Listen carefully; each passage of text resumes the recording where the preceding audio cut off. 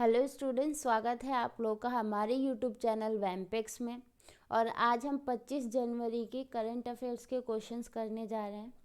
तो स्टूडेंट्स, हम लोग PIB, all India radio, the Hindu, Indian express से करंट अफेयर्स के क्वेश्चन सेलेक्ट करते हैं और यहाँ से एग्ज़ाम्स में कोई ना कोई क्वेश्चन ज़रूर आते हैं। ठीक, तो इसके लिए आप लोग हमारे चैनल से जुड़े रहें और डेली हमारे क्लासेस को फॉलो करिए। इसमें से ज़रूर कोई ना कोई क्वेश्चन एग्ज़ाम में फंसेंगे। 3 और 4 क्वेश्चन तो आएंगे ही आएंगे। तो चलिए आज की क्लास शुरू करते हैं। फर्स्ट क्वेश्चन है कि हाल ही में खबरों में रहे एक्वा कायाकल्प प्लांट के संदर्भ में निम्नलिखित कथनों पर विचार करें। पहला कथन है, इसमें उपचारित अपशिष्ट जल के माध्यम से जैविक कृषि मॉडल की सुविधा उपलब्ध है।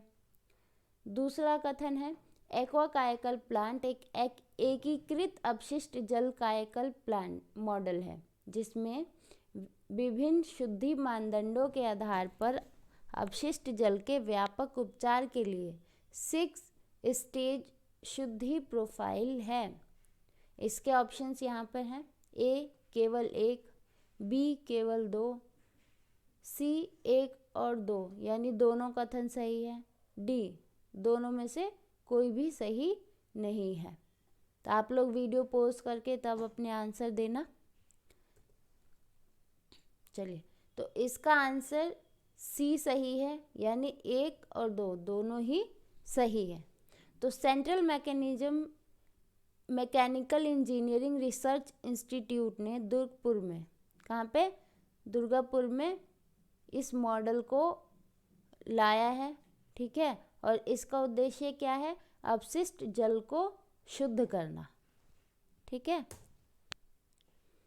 और इसका उद्देश्य और इसका जो मॉडल है वो सिर्फ यही है कि वो हर तरह से शुद्धि मानदंडों को अपनाए। ठीक, शुद्ध मानदंडों के आधार पर अपशिष्ट जल के व्यापक उपचार के लिए एक प्रोफाइल तैयार करें, एक मैकेनिज्म तैयार करें। और इसमें 24,000 लीटर पानी का कायाकल्प किया जा सकता है, यानी उसको चेंज किया जा सकता है, शुद्ध किया जा सकता है, जिससे क्या होगा, लगभग 4 एकड़ कृषि भूमि में जितनी पानी की आवश्यकता है उसको पूरा किया जा सकेगा। हमारा दूसरा क्वेश्चन है, हाल ही में खबरों में रहे पराक्रम दिवस के संदर्भ में निम्नलिखित कथनों पर विचार करें। ये पीआईबी से लिया गया न्यूज़ है। तो इसका पहला कथन है, पहली बार 23 जनवरी 2021 को मनाया गया।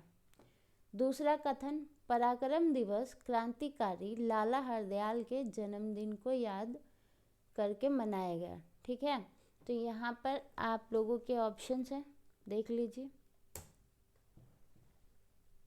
आंसर ए सही है। ठीक, पहली बार नरेंद्र मोदी जी ने कोलकाता में नेताजी सुभाष चंद्र जी की 125वीं जयंती की याद में उन्होंने पराक्रम दिवस की उद्घोषणा की है। ठीक है, पहली बार।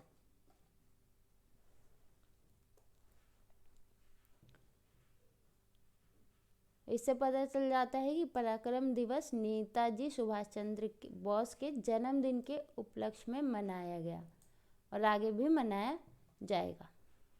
नेक्स्ट क्वेश्चन है, दिल्ली एनसीआर के लिए वायु गुणवत्ता प्रबंधन के संदर्भ में निम्नलिखित कथनों पर विचार करें।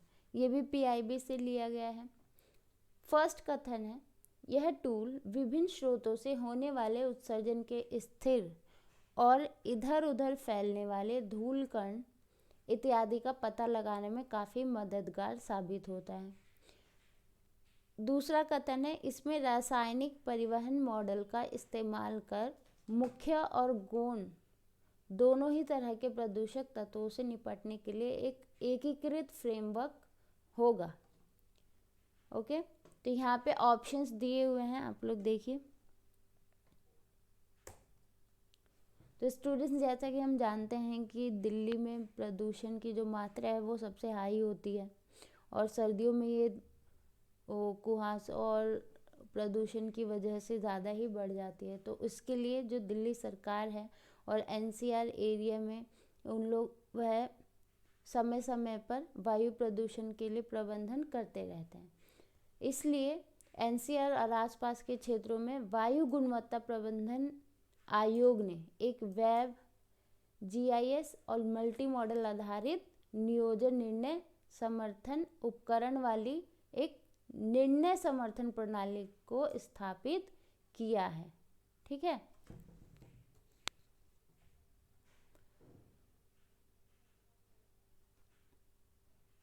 और इस उपकरण में कई तरह के स्रोत जो हैं वो शामिल किए जाएंगे। और इसमें क्या क्या स्रोत होंगे, जैसे कि उद्योग, परिवहन, बिजली संयंत्र, आवासीय डीजी सेट, सड़क की धूल, कृषि बर्निंग, जो हम किसान क्या करते हैं, फसल काटने के बाद उसको जला देते हैं, जिसकी वजह से काफ़ी प्रदूषण का सामना करना पड़ता है। उसके बाद अमोनिया, वाष्पशील कार्बनिक यौगिक, लैंडफिल आदि इसमें शामिल किए जा रहे हैं। इसमें रासायनिक परिवहन मॉडल का उपयोग करके प्राथमिक और द्वितीयक प्रदूषक दोनों तरह के मॉडल को शामिल किया जा रहा है, और ये दोनों को मिला के एक एकीकृत ढांचा तैयार किया जा रहा है। तो ये ऐसा ढांचा होगा जिसमें जिस भी प्राथमिक स्रोत से प्रदूषण उत्पन्न हो या द्वितीयक स्रोत से, दोनों ही तरह के प्रदूषणों को संबंधित किया जाएगा।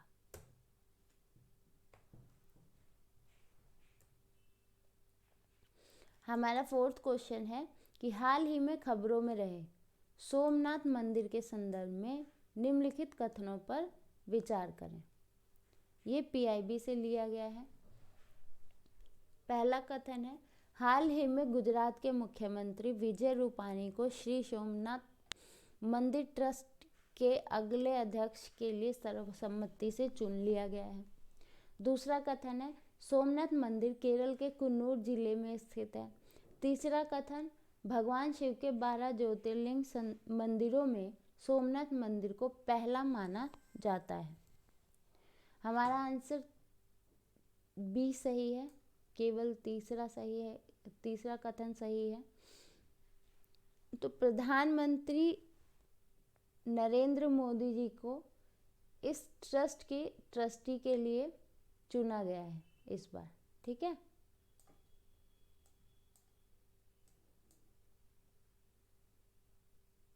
और इसमें किसको श्रद्धांजलि दी गई? स्वर्गीय केशुभाई पटेल को। ठीक, ये देखिए, प्रधानमंत्री नरेंद्र मोदी को ट्रस्ट के अगले अध्यक्ष के रूप में चुन लिया गया है। और अगर हम ट्रस्ट के पिछले अध्यक्षों की बात करें तो कौन कौन था? जम साहिब दिग्विजय जी, कन्हैयालाल मुंशी, और भारत के पूर्व प्रधानमंत्री मोरारजी देसाई, जय कृष्ण हरिवल्लभ, दिनेश भाई शाह, प्रश्नोदन मेहता और केशुभाई पटेल। सोमनाथ मंदिर को देवपाटन के नाम से भी जाना जाता है। ठीक है, ये क्वेश्चंस आ सकते हैं कि किस नाम से जाना जाता है। तो सोमनाथ मंदिर को देवपाटन के नाम से भी जाना जाता है, और ये गुजरात में है ना, गुजरात में है। और ये भगवान शिव के 12 ज्योतिर्लिंगों में से एक माना जाता है। ओके। और इसका बार बार पुनर्निर्माण किया गया है, और 1951 में इसका पुनर्निर्माण कार्य भी समाप्त हुआ था। और किसके नेतृत्व में हुआ था? वल्लभ भाई पटेल के नेतृत्व में इसका पुनर्निर्माण शुरू किया गया था।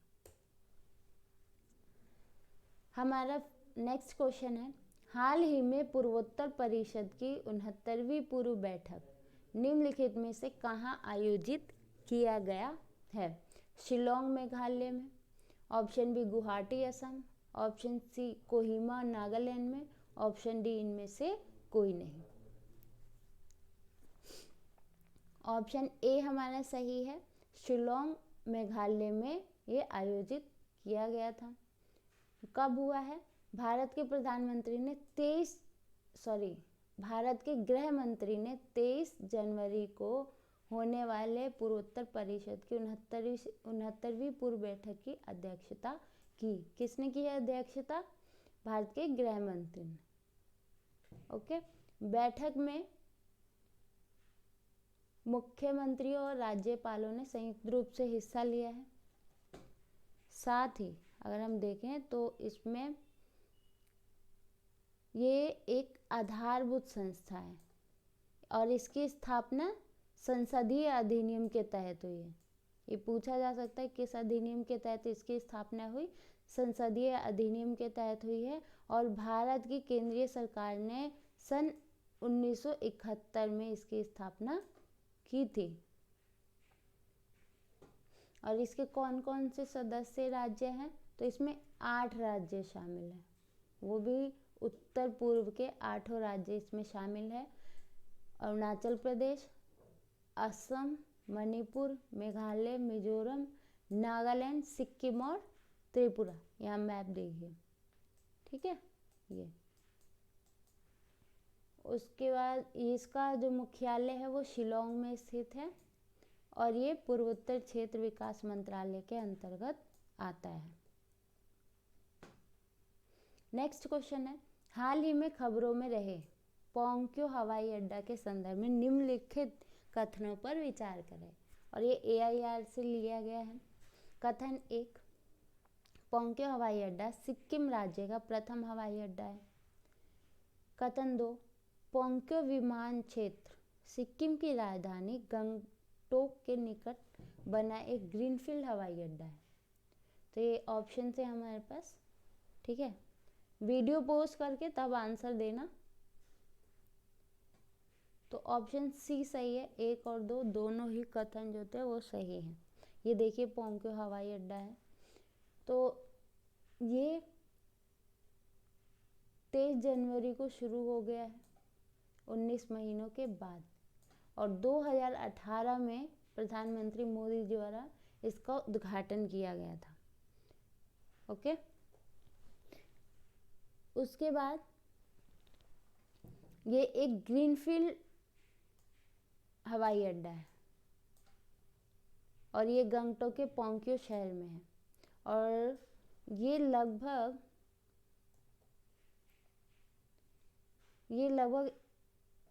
201 एकड़ क्षेत्र में फैला हुआ है और 4646 फीट पर पोंक्यो एयरपोर्ट जो है वो भारत का 5वां सबसे ऊंचाई पर बनने वाला हवाई अड्डा है। इसकी ऊंचाई कितनी है? 4646 फीट। हमारा नेक्स्ट क्वेश्चन है, हाल ही में खबरों में रहे पोटाश के संदर्भ में निम्नलिखित कथनों पर विचार करें। PIB से लिया गया है ये। कथन 1, झारखंड में विशाल पोटाश और हेलाइट संसाधन है जो कि उत्तर पश्चिम में छोटा नागपुर क्षेत्र में 50,000 वर्ग किलोमीटर में फैला हुआ है। कथन 2, पोटाश में विभिन्न खनन और निर्मित लवण शामिल होते हैं जिनमें पानी में घुलनशील रूप में पोटेशियम होता है।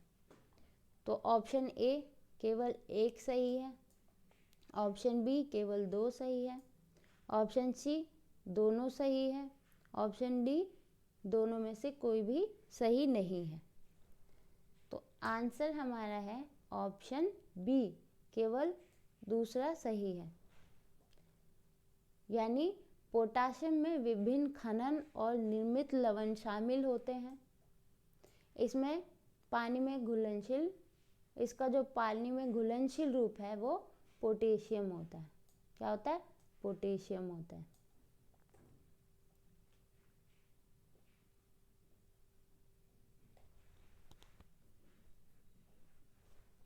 तो हाल ही में राजस्थान में पोटाश की खास खनन तकनीक, ठीक है, यानी सॉल्यूशन माइनिंग का व्यवहारिक अध्ययन करने के लिए मिनरल एक्सप्लोरेशन कॉर्पोरेशन लिमिटेड और Rajasthan state mines and minerals limited और राजस्थान सरकार के बीच में एक त्रिपक्षीय समझौता हुआ है। ओके। और राजस्थान के उत्तर पश्चिम भाग में जो और यानी नागौर में गंगानगर बेसिन में 50,000 वर्ग किलोमीटर के क्षेत्र में पोटास और हेलाइट के विशाल भंडार मिले हैं। ठीक है, ये पूरा भंडार यहाँ पर है पोटास और हेलाइट के। उसके बाद इसका अगर हम देखें तो 2,476 मिलियन टन पोटास और 21,199 मिलियन टन हेलाइट का एक अनुमान है कि यहाँ पर है, एकत्रित है।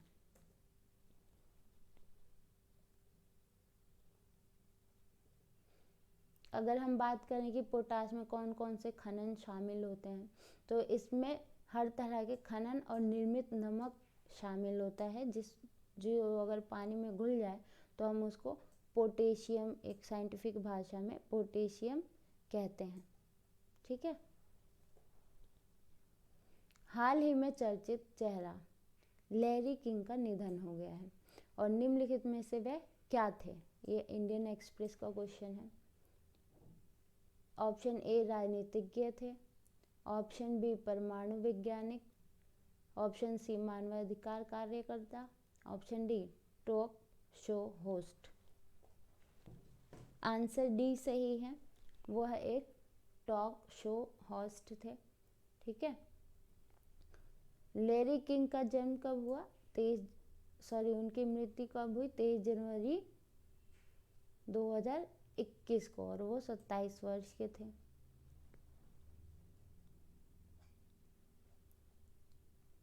और उन्होंने 1950 और 60 के दशक में एक स्थानीय फ्लोरिडा पत्रकार और रेडियो साक्षात्कार के रूप में अपने करियर की शुरुआत की और 1978 में द लैरी किंग शो के होस्ट के रूप में उन्होंने इसकी प्रमुख रूप से शुरुआत करी थी। और 1985 से 2010 तक उन्होंने CNN पर रात के साक्षात्कार टेलीविज़न कार्यक्रम लैरी किंग लाइव को भी होस्ट किया। नेक्स्ट क्वेश्चन है कि हाल ही में खबरों में देखा गया है कि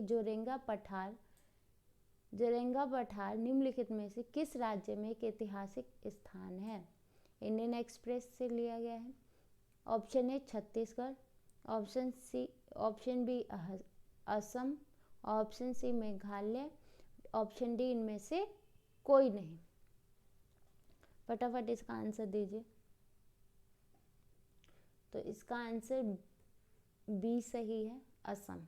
ठीक है, असम जो है वो जोरंगा पठार, यहाँ पर असम में जोरंगा पठार है जो कि एक ऐतिहासिक स्थल है। ये शिवसागर जिले में है। ओके।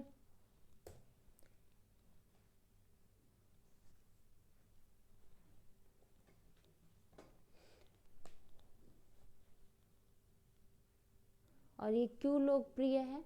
क्योंकि 17वीं शताब्दी में अहोम की राज्यकुमारी जयमती को यहाँ वीरता मिली थी और जिसके कारण ये लोकप्रिय भी हुआ।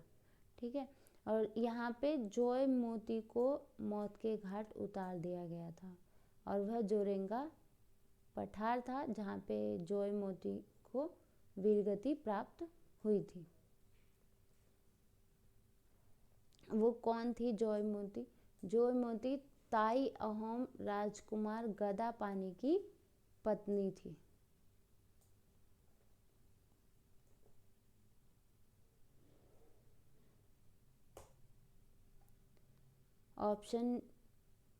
क्वेश्चन 10 हमारा है कि हाल ही में खबरों में रहे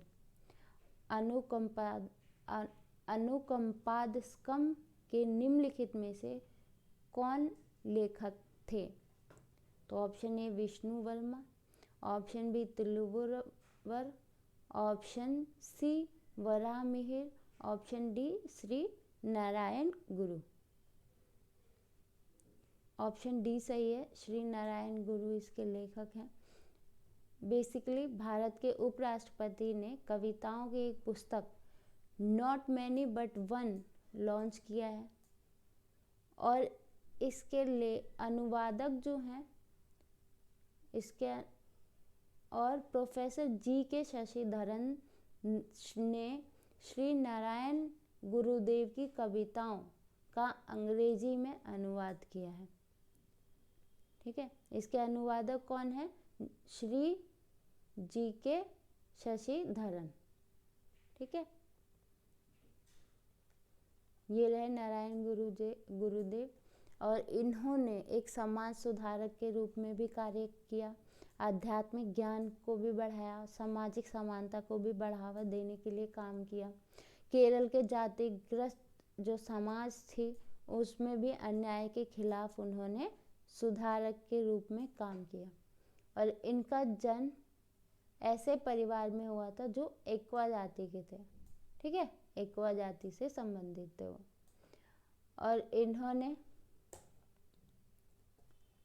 माफ कीजिए, इनका जो जन्म है वो 1855 में हुआ और मृत्यु कब हुई? 1928 में।